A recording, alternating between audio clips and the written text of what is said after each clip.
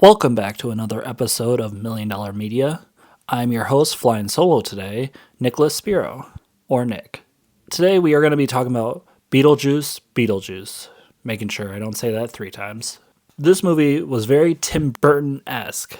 It was very on point for his style and his genre of movies, TV shows, and everything he's done in the past, which I honestly love.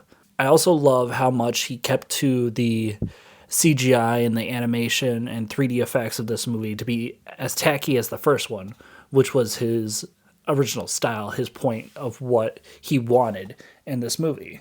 So I really love how he kept up with that originality and making it as true as the first. So I thought that was really great. I honestly think that this movie wasn't much of a rehashing of the original, but a quality sequel. All sequels have its ups and downs, as in this new genre of rebooting, reviving these old franchises that have only had like one shots in the past. So for what it is, I think this is the better half of it compared to others. So I'm glad to see it. I'm glad that everyone on the set probably had fun filming it and everything like that. So I'm really happy to see how it turned out. I also think that the original actors did an amazing performance. Catherine O'Hara, Winona Ryder, Michael Keaton put on an amazing performance. They were awesome. They were as true as the original, but having a little more emphasis than the first one, which I recently learned. Even though Beetlejuice is in that movie, he's only in it for 14 minutes. So that's really interesting. I could also say that Jenna Ortega had an amazing performance. She really tried to be the daughter of Lydia in this movie, and I really like that. So she kept the Lydia-esque personality in the movie, which I think that really helps show that this is a sequel and a continuation of the original story. I also think that Catherine O'Hara really stole the show. I think that her range on things, her mannerisms, her way of delivering the lines really was out there. I mean, from watching it, I honestly got a lot of Schitt's Creek coming from it. So I thought that was hilarious. I thought it was fun. And I really enjoyed every scene that she was in. I also think that people like Willem Dafoe, Monica Bellucci, I think they all had a great time on set and that they had amazing deliverances of all their lines. So I think that was really fun and really energetic. It really made you enjoy the movie much more. I think the thing that people are very conflicted on is the ending.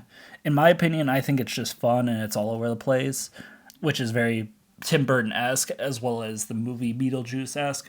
So I feel like that really kind of plays along with it. I think this is a solid movie. I give it a good recommendation to just go and watch. For some people, it may not be like go to the theater now, but want to have a fun time, try it out, see what you think. Now, I'm going to talk about some spoilers.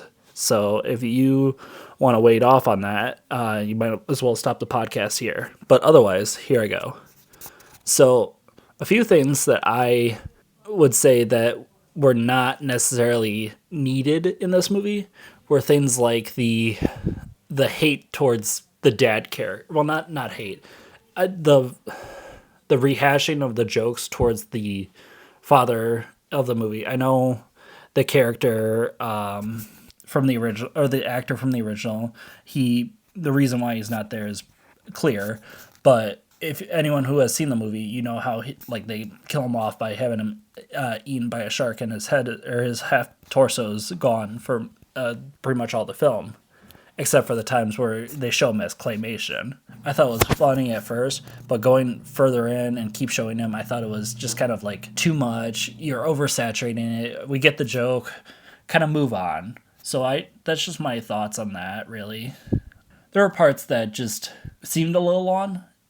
I mean, I'm not talking about the musical number. The musical number was perfect, but there were just other points, or even with like plot holes about like why can Jenna Ortega's character see that ghost, but she hasn't been able to see ghosts in the past and everything, or has she? And she's just not aware. So it's just kind of all over the place with the little things.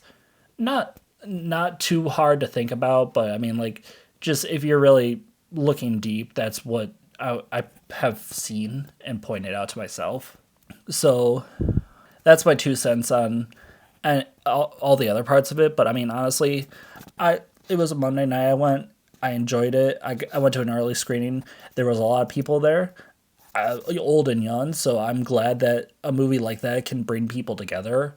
I always enjoy going to the theaters, and I liked how I saw these families all come together. Something from their parents' childhood that they're living with their kids now. So I mean, I feel like that's the purpose of movies like this. These sequels sometimes, even though like sometimes let good things be where they're at. Like we don't need a reboot of Goonies. Goonies is perfect as it is alone. But I'm getting ahead of myself with that. Those are my 2 cents on any big spoilers in it. Honestly, Michael Keaton was hilarious in it. I thought the jokes were very fun, and it shows also like that he kept to the character of being an everywhere man. He's like from the past, from the present, from the future, and from nowhere at the same time. So I think that the movie's great. It's something that I recommend to watch at one point in your life.